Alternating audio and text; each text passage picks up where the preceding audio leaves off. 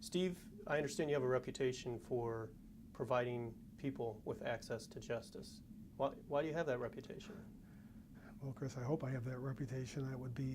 That would be something that I would consider to be, and do consider to be, very important.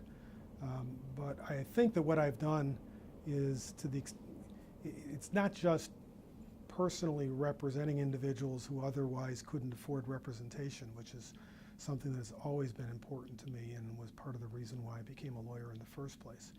But also working with the courts and with bar associations to promote access to justice more broadly.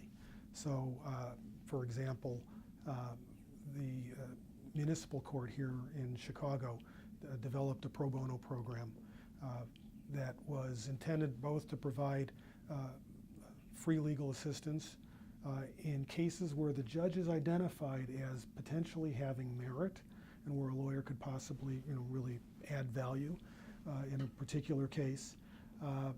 So we worked with the court in developing a pro bono program. My firm, Neal, Gerber, and Eisenberg, was one of the firms involved in the pilot program for that, and I'm very proud of that and of the other pro bono activities that we do at Neal, Gerber, and Eisenberg, where I have the opportunity to chair our pro bono program.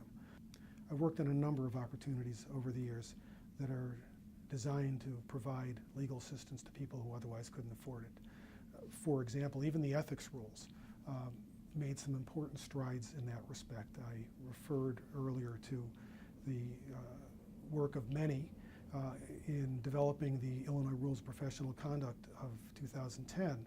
Those rules contain a new rule, Rule 6.5, which makes it easier for lawyers to take on pro bono clients in short-term matters. You don't have to do the formal conflict checks that can make it difficult to take on clients, like providing advice at the courthouse or maybe helping someone in a domestic violence situation. So the rules themselves help promote access to justice.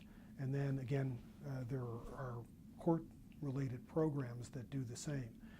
In addition to the municipal court program that I referred to earlier, my firm has been actively involved in the domestic violence pro bono program, where we provide free legal assistance to victims of domestic violence who need orders of protection and relief of that nature. So, what a great cause. So it's certainly a very important cause, unfortunately one for which there's tremendous need in our community. And I'm grateful to have the opportunity to try to help in that regard and in other respects relating to access to justice.